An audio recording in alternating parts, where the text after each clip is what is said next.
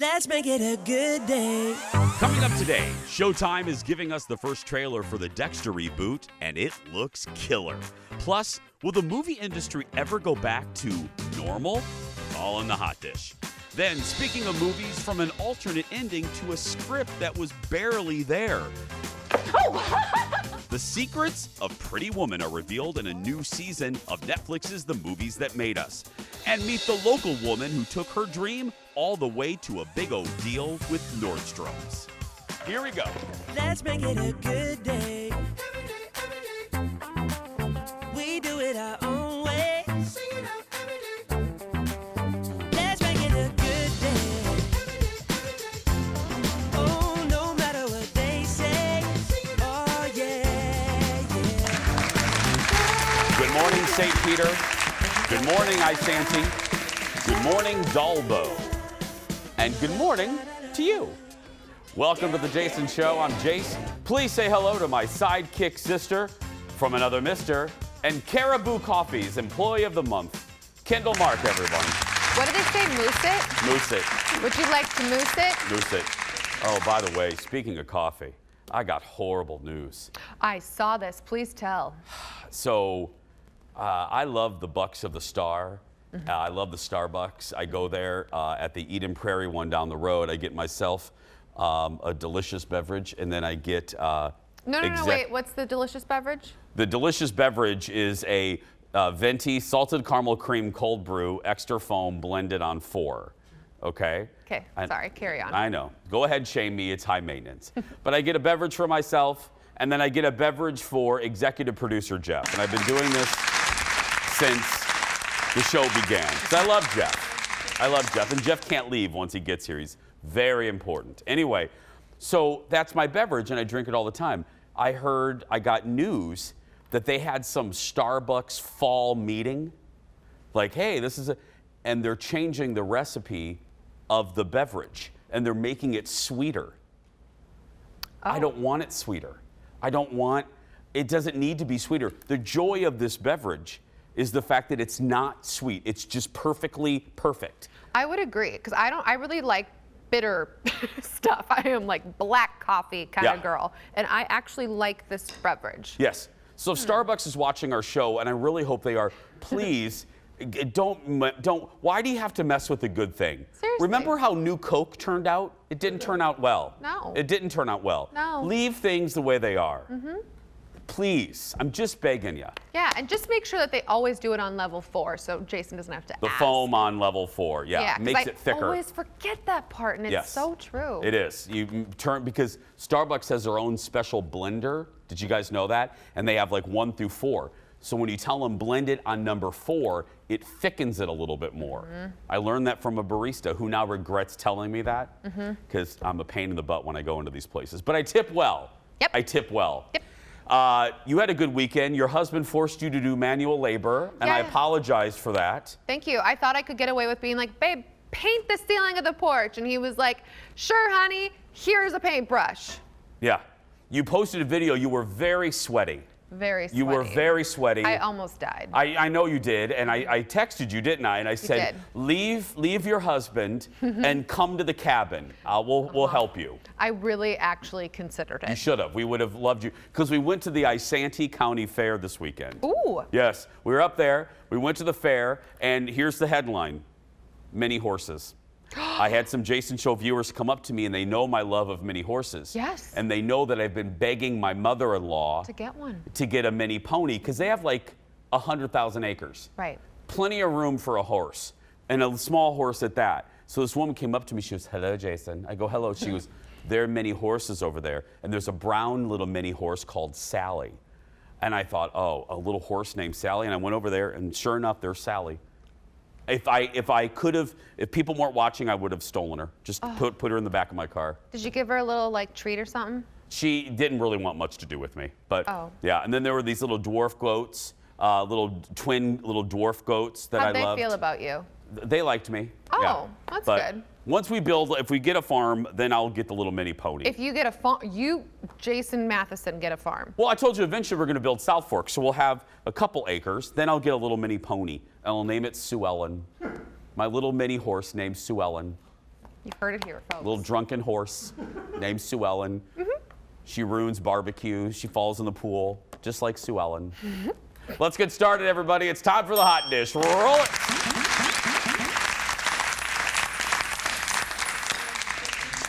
Jason, what's your horse's name? Sue Ellen. After 8 long years, after a botched season finale, and that's putting it mildly, we're getting our first look at the Dexter do-over. The trailer for Dexter New Blood was just released. Look at this. So, how are you feeling right now? Well, it's been a whirlwind. I've always had my demons, and so I went away. What's up, Jumbo? Hey, Mr. Lindsay. But sometimes I have an urge too strong to ignore.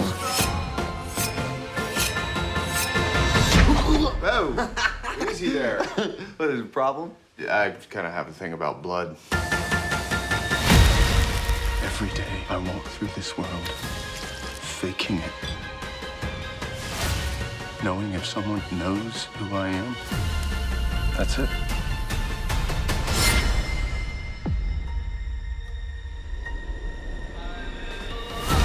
So good. You can't run from your past. I love it.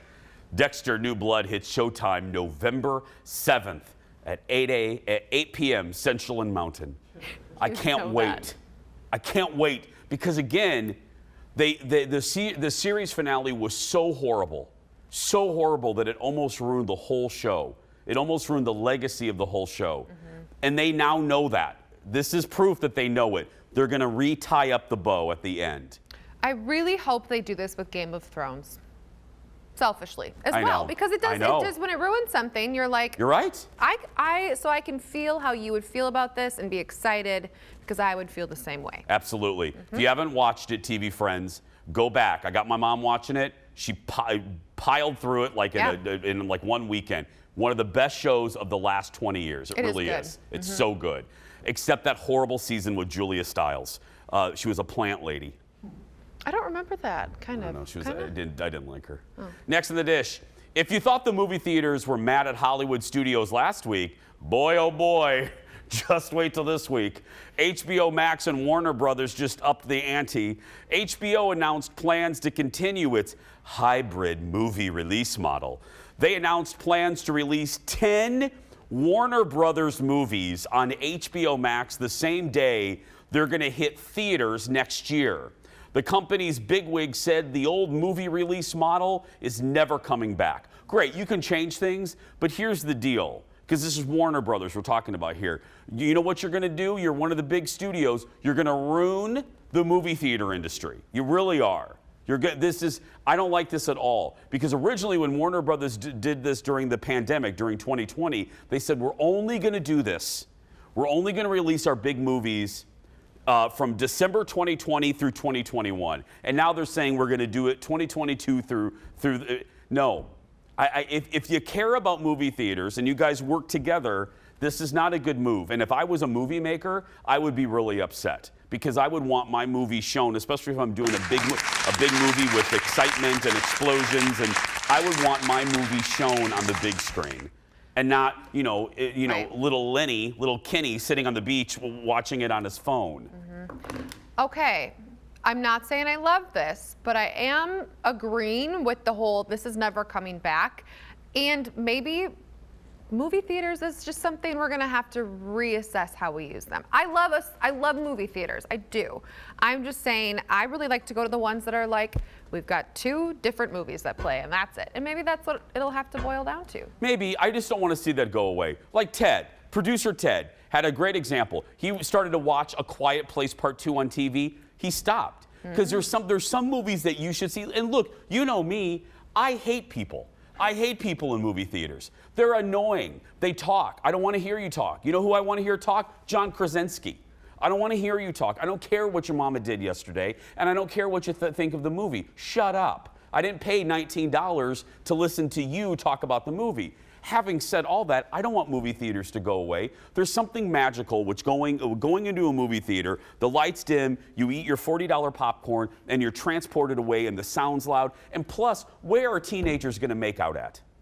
It's true. We used to think that about drive-in theaters, though. And they went away.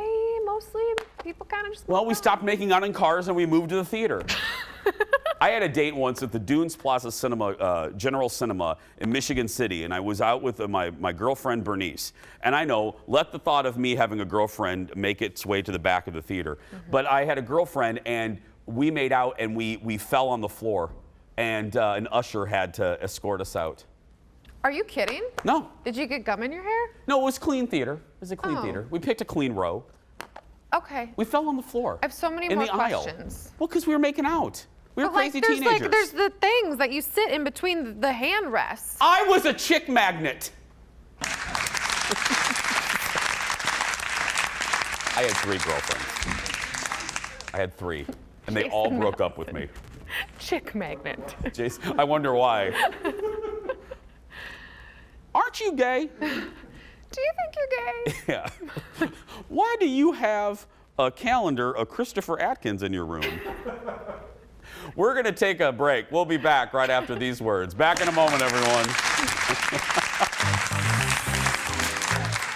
The hot dish isn't over. Next, Gina Davis opens up about being a woman in Hollywood on CBS This Morning. I'll show you the highlights. Then, did you know that Pretty Woman basically didn't have a full script? A ton of fun facts are revealed in a great episode of Netflix's The Movies That Made Us. I'll give you the deets just ahead. And what an inspiring story. A woman turns her fashion dream into a huge reality at Nordstrom's. That and more coming up. I haven't admitted to anybody that I'm in love with them. If you feel it, say it. Katie's romantic journey to find love continues. I'm introducing her to my family tomorrow, but she hasn't told me she's falling in love with me yet. We haven't told each other that we love each other. You know, there's still time. Still time, there's 2 weeks. I feel conflicted. I'm just at war with myself. Is she thinking about 1 or 2 guys over another? You think you know, and then you just don't. You want to feel like you're the only one, but you're not. All I'm looking for is to be in love and find my person. And it's very possible that my person just left.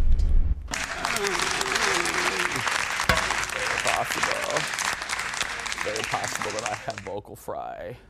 Stop it. You know it's true. No, she doesn't. She was just crying.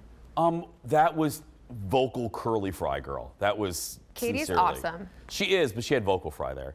It is the Olympics of love. Hometown dates tonight on The Bachelorette. Producer Ted will have his recap tomorrow. By the way, speaking of medals, we're not legally allowed to call it the Olympics. So the Summer Games, we can't call it that, or we'll have to give NBC like $4,000. But the medal count, China has 18, we have 14. And I was watching the women's beach volleyball from Sidelines in Cambridge, and then we moved over to the pizza pub in Cambridge. Okay. Wow. Wow. I know. I do not like the Olympics. I don't watch the Olympics. Sad. But beach volleyball, women's beach volleyball, that was real good. Those are athletes, man. I know. All of the athletes are athletes at the Tokyo Games. Thank you. Oh, is that what we're saying legally? That's so stupid. Because that's that's what they are. That's why we can't call the Super Bowl certain things if you don't have if you're not the network. It's the big game. Like restaurants have to twist themselves into pretzels to not call it the Super Bowl. Well, I'm really kind of he's fired jazzed up today. I don't know why. Like I don't care. I don't care about the Super Bowl or the Olympics. Why am I getting all worked up about it? You just had a really great weekend and you're ready. I did. I'm ready to go. You know, on Mondays, we get a special serving of hot dish all the way from Hollywood. I'm legally allowed to call him Brad from TMZ. Good morning, Brad. Good morning, Jason. And I legally didn't know that rule, so I'm glad I do now, and I won't say that word. That's right. Brad, shiver me timbers. Are you back in your studio? Are you back in the TMZ studio?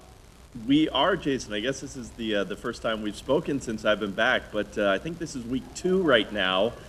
So we're back. They're actually filming the show behind me right now, or in front of me, I should say. So you hear the little bit of noise, that's what's going on. I love it. It's good to have you back in studio. Let's start off with Bennifer. They were all smooching over the weekend, weren't they? Yes, they were taking quite the trip, too. J-Lo turned 52, and they're on a yacht trip, of course, through Saint-Tropez.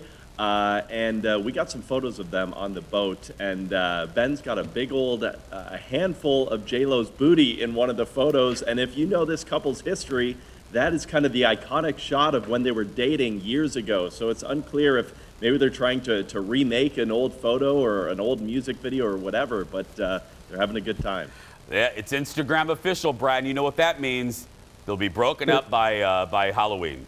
I think that's the rule. I think it's safe to say. Yes. Maybe they'll make a difference. I know a lot of people are pulling for them. Hey, next we have some good news. We love the Mighty Ducks here for obvious reasons, but former Mighty Ducks star Shaun Weiss, who played Goldberg. We have some good news about Goldberg. Some incredible news, especially when you consider a few years ago the infamous mugshot of Shaun Weiss. He was struggling with meth addiction. He'd gotten arrested for burglary. And we just got a photo of him actually celebrating not only his sobriety, but he just finished drug court. So he went through an entire program. He had that charge dismissed. And it's just good news. He went out at a diner and celebrated his sobriety, actually the same diner that he went after he got out of jail so many years ago. So it's really great milestones for him, and we wish him the best. Absolutely. I love some good news on a Monday. Okay, finally, I saw this all over the Insta. So Kanye West had his listening party at Mercedes-Benz Stadium in Atlanta. And now that was a few days ago, and Brad's smiling because we have learned Kanye hasn't left the stadium yet. He is quite literally living in a stadium right now, Jason. He had that event Thursday, and now he is living in the stadium. He has rented out a section of it. He's created living quarters. He's created a music studio, and he has a chef and a kitchen team there as well to prepare his meals. And what he's doing, he's there finishing his album. He's brought his producers in. He's working on different sounds, and he was so inspired by the crowd there on Thursday that he wants to not leave, and he's going to finish his album in Mercedes-Benz Stadium. You know you're a big star or you have a giant ego when you can stand in the middle of a stadium and not perform and just listen to a record, and 60,000 people will pay to do that with you. And if you know anything about Kanye and his ego, that is 100% accurate, and that's why he did it, and that's why people loved it, because you know, if it were anyone else, it would be bizarre, especially living in the stadium now, but he's kind of like the Phantom of the Opera of Atlanta. Brad, I love you. What a great line to end on. Thank you, Brad. Have a good week, my friend. Thanks, guys. You too. In a related note, you know, we were live at Parade Stadium in Minneapolis 2 weeks ago. Photographer Eric is still there. We've left him there. The visitor dugout. He's the visitor. So if you want to see Eric, his wife is thrilled. I mean, this is the guy that built an ice house, igloo, behind his house during the winter and lived in it. Let's be clear. Actually happened. You can catch it on our YouTube channel. Oh, it actually happened. Yes, his wife sent him out there. Hashtag love Tanya. Love Tanya. Anyway, let's move on. Next in the dish, the new season of Ted Lasso dropped on Apple TV Plus over the weekend. And there's a clip from the show making the rounds on the internet. So if you see it, you'll know what it's about. Look at this first. Howdy, y'all. Ted! What do you say to a cocktail, Coach Lasso? Oh, the same thing I'd say to Diane Sawyer if she ever asked me out on a date. Yes, please. So, to which the legendary broadcaster responded, "Dear Ted Lasso, I'm in. Your move." Nice. I love Diane Sawyer, and I like this show. This is a show you wouldn't think would be up my. I enjoy the Ted Lasso. You like it too, don't you? I have not seen it because I don't have the password to your subscription. Jeff, will you remind me after the show? I got to give Kendall that a password, and what other password do I have to give you? I just want all of them. Okay, and your code to your safe. I don't have a safe, but okay. What do you think? Your PIN. What do you think? What is this? What are we on the Titanic? I'm keeping my heart of the ocean in a safe. I don't know with you. Yeah, very true. No, it's a good show. If you guys have an Apple device, you have Apple TV. Even if you're not a sports, Jason Sudeikis is just such a good guy. I love Sudeikis so much. Keith Marler was just talking about it this morning too, and he had just started with his family and was giving it rave reviews. How is Keith? I miss him. I haven't seen him in a while. Is he good? He just got back from vacation, so he's feeling chipper. Perfect. Next in the dish, Gina Davis has been calling out Hollywood for gender discrimination for decades, and yesterday on one of our favorite shows, CBS Sunday Morning, she talked about the fight. Look at this. Have things gotten better for women in their 50s and beyond? No, it hasn't. It's much different for female actors past 50 than male actors past 50. The majority of female characters, I believe, are in their 20s, and the majority of male actors are in their 30s and 40s. Do you feel like Hollywood is finally getting it? I think so. They made Black Widow, which recently opened to great success, and I think we're definitely headed more in that direction. To have more blockbusters with women in the lead roles is definitely happening more, which is very exciting. Yeah, I would agree. It's just ridiculous that Hollywood just kind of flushes you down the toilet after you turn 32. Gina won an Oscar in 1989 for The Accidental Tourist, and in 2019 she won another one for her humanitarian work. And she's been, look, it's trendy to do it now, and she's been doing this, like we said on the intro, when it wasn't fashionable to do it. She was oh really? Oh, that's Gina. She's been doing it for years, and she's absolutely right. Now, she would know better than me. As a consumer of the entertainment, I think it's a little bit better. I see more, and I consume more content with women over 40. My goodness, over 50 or 60. Like Grace and Frankie, Ryan Murphy. I don't love all of his shows, like American Horror Stories, which, by the way, anyway. But Ryan Murphy has given a platform in American Horror Stories. Adrienne Barbeau, who we haven't seen in a while, he gives opportunities. Jessica Lange, he's been, but there's only so many shows Ryan Murphy can do. I would like to see more, because I got to tell you, I don't even like to call them seasoned, but actresses in their 40 or 50s are universally more interesting to me than, Pippi, who's 17, Not the kids are named Pippi, but I mean, Well, we just did, so we were talking about earlier today, Andie MacDowell, she just did her salt and pepper look. And her agents, her people were like, no, back it up, don't do it. And she was like, no, if George Clooney gets to do it, so does I. Yeah, she's right. Harrison Ford, his movies all in the early 2000s, all of his movie wives were like 22. Right. Anyway, next in the dish, some scary moments for Real Housewives of Beverly Hills star Kyle Richards. She was lounging outside in her home. Look at this. This is from her security camera. She was stung by a swarm of bees. She says they were in her hair and her face. She released a surveillance video from her home showing her running to her pool right there. It was all made scarier because Kyle's allergic to bees and she couldn't get her EpiPen working. She thanked the local firefighter who came to her house after she called 911. The beehive, by the way, is being removed. Wow. That's frightening. Anyone that's watching that's allergic to bees. I had a version of this at the cabin this weekend. Colin and Papa Haas, they were moving like a cart that had been sitting there with like brush in it, and bees had made a hive. And he went to move it, and I'm washing my car, and all of a sudden I hear my father-in-law say words that you can't say in polite company, and I see both of them running, and he got stung, and his little lip swelled up. Like he looked like, well, his lip was swollen. I told him, I can't be seen with you at the fair, so we're gonna have to let that go down. Yeah, it's scary. My mom's allergic to bees. My sister's allergic. She's got an EpiPen with her all the time, because that stuff happens in, like, you have seconds, to figure it out. So I'm glad she's okay. Absolutely. We're going to take a break. We have such a good show. We're opening up the mailbag a little bit later, plus secrets from Pretty Woman. Stay right there. Go get some more Coca-Cola. We'll be back right after these words.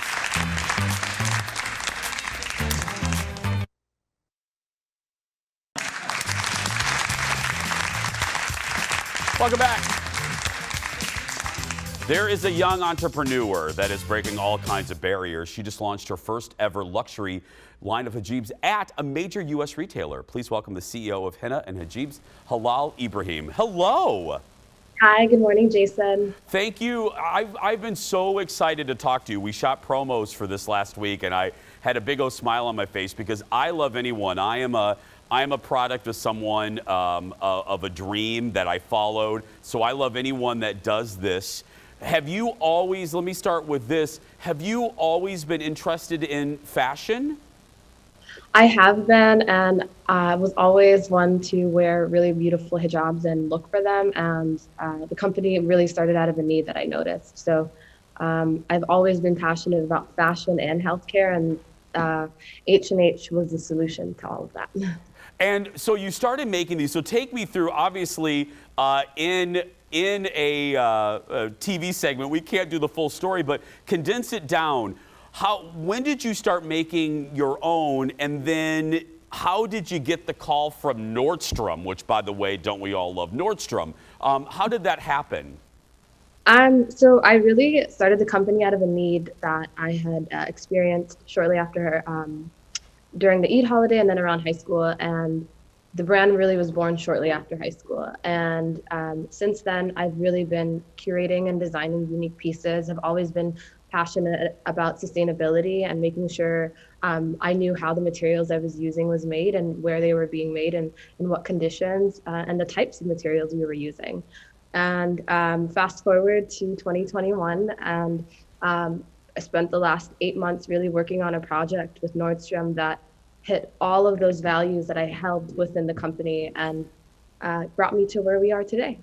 And what is that call? I always love, whether it's someone winning an award or getting a role in the movie, I always like them to take us, the audience, to that moment. What was it like getting the call from whomever at Nordy's that this was a go, that your dream, and look at you smile, I know that moment, your dream sitting here in Minnesota is now going to be in Nordstrom stores. What was that like? Take me there. I think that moment was one of the biggest accomplishments for the company, and it was really humbling. I think it showcased the representation that was needed. It showcased the work that I was trying to accomplish. It showcased that this was something that in 2021, hijabs aren't normalized in retailers like Nordstrom prior to this launch, or other retailers across the country. And for me, it just spoke to the work and why it was needed and the empowerment piece of it. I didn't mean to interrupt you, but when you said that, it just kind of hit me. It is the normalization, isn't it? I mean, it is just, and that's, people, sometimes roll their eyes when they hear, oh, representation matters, but it really does, because it just makes it, and I hate the word normal, but it makes it every day. I mean, that's amazing. And as a Muslim woman born and raised here in the United States, and as a Black Muslim woman, this is my home. This is the only home I've ever known. And so, to me, what my goal essentially is to have hijabs as normal as t-shirts. We see t-shirts as like the normal thing to wear, and I think hijabs in terms of style and wear is no different from that. I think Muslim women are just like you and me. Yeah, absolutely. And I mean, hashtag overachiever, because you also pioneered. Tell me about the medical grade hijab, please. Yeah, so in 2019, so I actually have an extensive healthcare background. In 2019, experienced some moments where I was working in healthcare. I observed patients, Muslim patients, who were dealing with similar situations as to not having a medical grade hijab available. I also had a couple situations that I experienced and went to the drawing board and created a healthcare hijab, and then approached Health Partners leadership, which is where I was working at the time, and said, can we bring this to our healthcare system? And really grateful to say that Park Nicollet and Health Partners essentially became the first healthcare system in the country to offer to this hijab to their employees and their patients.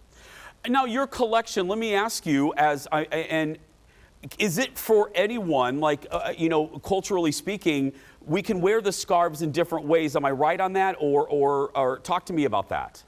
Yeah, so one thing I do clarify is that the intention for the pieces that I've designed for Nordstrom are certainly meant first and foremost as hijabs, but that doesn't take away from anyone who is not Muslim or anyone who just loves a really good scarf. I have a lot of non-Muslim customers who wear these as sarongs, as head wraps, as turbans, or simply like the one I'm wearing in the video there. They wear them as square, almost like an Audrey Hepburn style. And so it really is up to each person's fashion sense. But I think the the biggest takeaway that I hope people take from this collection is that I hope to empower not only Muslim women, but women across the board. Halal, let me ask you, I know what it was, I'll end kind of how I began. I know what it was like, for all of us in this business, when you hear yourself on the radio for the first time or you see yourself on TV for the first time. What was it like for you? So you told me about the phone call. What was it like when you go into Nordstrom and you see your product on a shelf in a big old department store? What was that like for you? Jason, it's really interesting. I think when you're doing the work and you're really focused on the bigger picture and you're into it so much and you're so passionate about what you're doing, you forget. You're like, oh yeah, this really did happen. So it didn't hit me until launch day. And I'm just strolling through the store and I'm like, oh yeah, that mannequin is wearing something that I designed. And I think it's just, this is you get this full picture moment, and it just keeps me very grateful. And it inspires me to continue the work that I'm doing. And even on days when we're so busy, and it just allows me to keep going. So that moment, I think, if I were to describe it in one word, I would say it has made me very grateful. Well, I really hope, I get that, you're running around and you don't give yourself an opportunity to wrap your brain around it. I really hope, my wish for you is that you do, maybe this week or next, take a moment and really take it in, because you're a trailblazer. It's another word that's overused, but you really are. And I'm really proud and honored that you came on our show. So thank you so much. Thank you. And just an FYI, I'm a really big fan of you. So kudos to you. I've been following you. Oh, since thank you. 9 days, so. Well, will you please come back in? We can have studio guests now. I would love to have you back in studio sometime. You know who to call. I'll definitely be there. Absolutely. Thank you so much, Halal. For more information, head to hennaandhijabs.com. Oh, delightful. I love people that follow their dreams. I really do. We're going to take a break. We'll be back right after this. Delightful, delightful, delightful.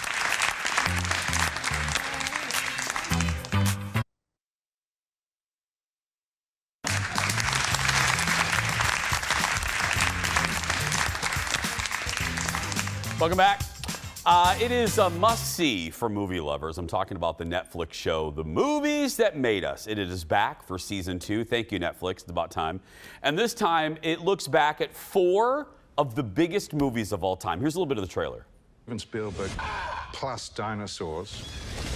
Bit of a no-brainer. A kid goes back in time, encounters his parents in high school, interferes with their relationship. It's kind of a difficult concept. A prostitute from Hollywood Boulevard. This is a Disney movie. I could not believe that this was going to be a Gary Marshall comedy. Run, Forrest! If you have enough brute force, you can make anything work. Sid Sheinberg wanted the movie to be called Spaceman from Pluto. We turn white. It's just horrible. The new season looks at the making of Jurassic Park, Back to the Future, Forrest Gump, and Pretty Woman. I got the chance to watch the episode on Pretty Woman this weekend, which is one of my favorite. Here's Viv on Rodeo Drive. That outfit. Oh gosh, I want to be that for Halloween. Anyway, this is one of my favorite movies.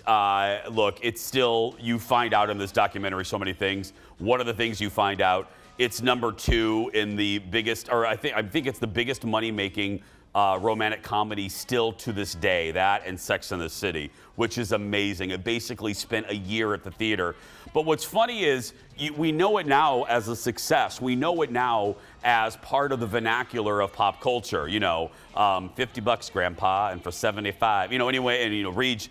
There's so many phrases that we now know. But one of the things you realize in watching this making of is the movie A almost didn't get made, and B, it was almost an entirely different movie. Now, most of you know, because this story's been around as long as the movie's been made or been present, that the movie was originally really gritty. It was originally called 3000, and it wasn't called Pretty Woman until the very last minute when Disney executive Jeffrey Katzenberg wanted to tie the movie's title to a song, and thus Pretty Woman, and everybody involved thought it was ridiculous. And nobody quite knew what they were making. This was the thing that I went, wow, that was interesting, is because the original script was gritty, they actually, and Gary Marshall had a very loosey-goosey directing style, when they would shoot a scene, they would shoot 3 to 4 different versions. They would do a lighter comic version, they would do a serious version, and then they would do a version that the actors wanted to do. Gary just let them ad-lib. And speaking of that ad-lib moment, one of the most famous scenes from Pretty Woman almost didn't happen or was very different. I'll tell you about it, but let's look at the scene and then I'll tell you some fun facts about it. Check it out. Nothing else is going to fit into this dress, I'll tell you that. Maybe something in this box. I don't want you to get too excited. It's only on loan.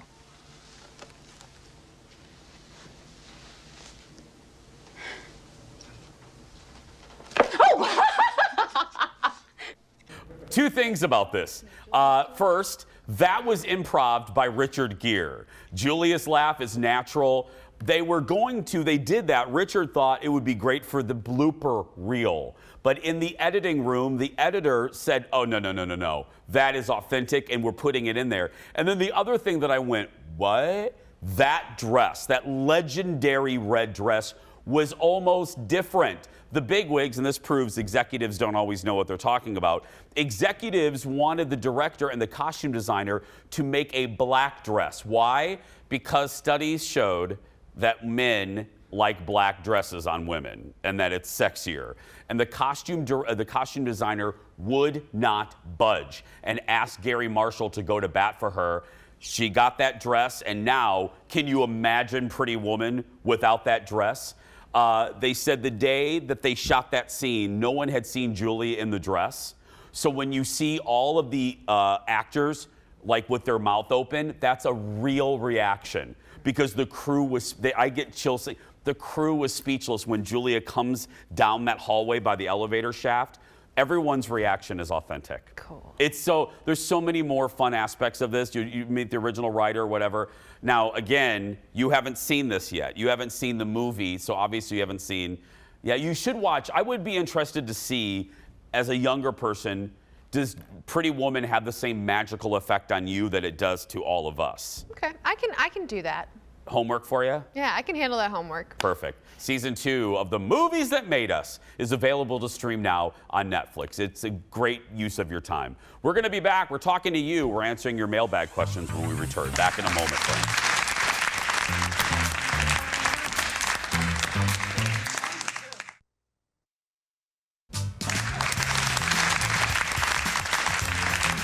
Come back around. Well, it is time to see what you have to say about our show, about Kendall, about me, about what we wear, the fact that Kendall has to stand up. We're opening up the Jason Show mailbag. Roll it, Leo. You got me. I'm so mean to you, aren't I? So mean. So mean. I make you stand up. First up is Barb. Hi, Barb. On our Facebook page, she asks, where can we find Jason during the Olympics? Our show airs on the NBC station in Duluth, because, you know, we're not just here in Minneapolis. By the way, we may have some fun news about that in a couple weeks. KBJR, one of our favorite affiliates. So we may be preempted by Olympic coverage for the next few weeks. If that does affect you, don't worry. You can watch full episodes on our YouTube page. Just we post each day's episode along with clips from the show to search for Jason Show and hit that subscribe button. We sure would appreciate it. Mark is next. He asks, are in-studio audiences coming back? I'm hoping to come for my birthday on August 9th. Thanks for all you do and thanks to your team. Okay, so they will not be up by August 9th, so I do appreciate that, and I apologize. But our fearless leader, Marion Mim Davey, that's our general manager. Our old general manager now works for a Ford dealership in Seattle. But our new general manager, Marion Mim Davey, is working on it. We're going to get a system in place, probably following similar rules that like the Colberts and the Fallons use. There'll be a system in place to keep you safe and the employees here in our building. More on that when we can tell you. A few of you responded to my question last week about why seat backs had to be upright when a plane takes off and lands. I just wondered. Former flight attendant Therese said, seats have to be upright for safety. It would make evacuation of the plane easier in case of an emergency. So, oh, okay. Mm-hmm. Yeah, I didn't. Did your mom say that too? I didn't ask. I forgot. But I do remember when I've been on a flight with her before, like this putting your stuff under the seat. There's all these very like, oh, duh, that makes sense. Yeah, it does make sense. I didn't think about in case of an emergency, you don't want to be leaping over tray tables. Right. Yeah, anyway. Next up, Sue. Hi, Sue. She says, Jason, you were correct once again. We've been watching the history of sitcoms on CNN. So good. Love the clips of all the shows. Thanks for the recommendation. I know there was a new episode on last night, but I was watching He-Man, so I need to go back and actually watch Are you actually watching He-Man or just tweeting with He-Man? Oh, I don't know if I ordered sass with my chicken strips, but excuse me, you were really excited about it. I know, I'm giving you a hard time. I know what Kendall's referring to is I got a response. I got a tweet from the official He-Man Masters of the Universe Twitter account, and you would have thought I was 11 years old. Yep. I was so excited. If you want to see it, go ahead and follow me on Twitter. Jason Matheson, just go ahead and follow me. I lost a couple of followers over the weekend. Oh, there's He-Man right now. Thank you, Leo, right there. He did it. What? Oh, what? Oh, you just tagged me in it? Okay, anyway. Finally, a comment from Tammy. Hi, Tammy. She says, hey, Jason, I was wondering if you could add banjo music in the background when Kendall talks about her life growing up, AKA her mom trying to stab the snake, then days later her dad shoots it and tries to throw it in the water, and then he gets stuck in the tree. It's stories like this that need background banjo music playing. Well, Tammy, we can't do we're not Oprah. We can't make every dream come true. We can't, but we're gonna make your dream come true. So, Leo, could you please roll some banjo music? Perfect. Okay, Kendall, tell us your snake story again. I feel like Dolly Parton. So I was swinging at my old play set, and there was a big bull snake that came up and kept trying to bit me. So it was attacking me the whole time. My mom heard me screaming, so Mama came out, and she couldn't find a shovel to hit it with, so she found a scythe instead. Those wee bit for things. And she came, and she grabbed me. I jumped off the swing, and she went at that snake, but it slithered away. So a couple days later, my daddy took out the shotgun and shot the snake, and he tried to throw it into the river, and it got stuck in the tree. But fortunately, a big bird came and took it away. Watch out, Kendall! It's so hard to tell without laughing. That was fantastic. There's more where that came from. What do you mean, the snake came back to life? No, like one time I got stuck in the creek and my dog had to come in and pull me out, my little husky, because the mud was up to here. What the hell is this, a Lassie episode? What was your mom? Did the judge dog? What kind of dog do you have? It was well, we had a bunch. It was a collie, and then we had the husky, and the husky actually got in the water because the collie was too big. Cleo. Cleo! There's a girl stuck in the creek. Go save her. Oh. Where did you go? Seriously, this all happened in Red Wing? Down by the river. Yeah, I mean, we grew up on the Mississippi River, so. There's danger, girl. Kendall stuck in the cement pond. I also got stuck in the pig pen once because my feet got stuck in the pig stuff, and a pig almost came and attacked me, and I just was screaming. Eventually, my foot came out, but I was wearing my neighbor's boots. We're gonna take a break. We'll be back right after this. Back in a moment. Welcome back to Hooterville Live.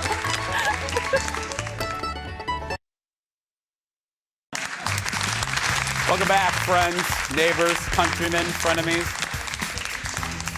Don't forget to sign up to be a part of the Jason Show virtual audience. Just go to the Facebook page, Jason Show TV. We posted a link there. Sign up for a certain day, show up, and if you do actually are part of the show and you show up, you get this beautiful mug valued at $57 right here. Not really. But please, sign up for it. Are you ready? Oh, we have openings at the mid-August to late August. Are you ready? 57 cents. That's what it is, by the way. Here's our bubblegum goodbye question. What was your favorite restaurant as a child? Ooh, good question. Good question. We will be back right after these messages.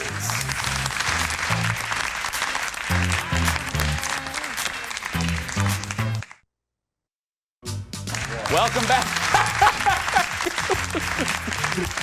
Brad, you were 1 second late with the countdown. Brad gave us a 1 and we were already back. I love you, Brad. Engineer Brad's the best. Okay, bubblegum goodbye question. What was your favorite restaurant as a child? National chain. We would get really excited about Olive Garden when we were kids. But locally in Red Wing, we would get really excited about Liberty's, and I think it was called Bayberry's. It's no longer open, but those were just. Okay. Spaghetti. Mine was Mr. Steak. My mom's watching. We used to go to Mr. Steak, and I would order salad, and she only liked French dressing. And it wasn't until I went to college that I knew there was other dressings other than French, because that's all my mother would order. Did you ever do fish fries? I just remember I'm bluffs. Perch in Indiana was what, it's walleye here. In Indiana, it's like perch. Oh, man. Oh, I love a good fish fry. I go every Friday to the Pine Brook. Tomorrow, Kendall goes to a vintage clothing shop in Minneapolis called Moth Oddities. Plus, Ted is recapping hometown dates on The Bachelorette. That is going to do it for us today. If you are watching and you're a kid that's being bullied, you go out there and be yourself, because nobody can tell you you're doing it wrong. And don't forget, kids, watch out for snakes on tire swings. We'll see you tomorrow, everyone.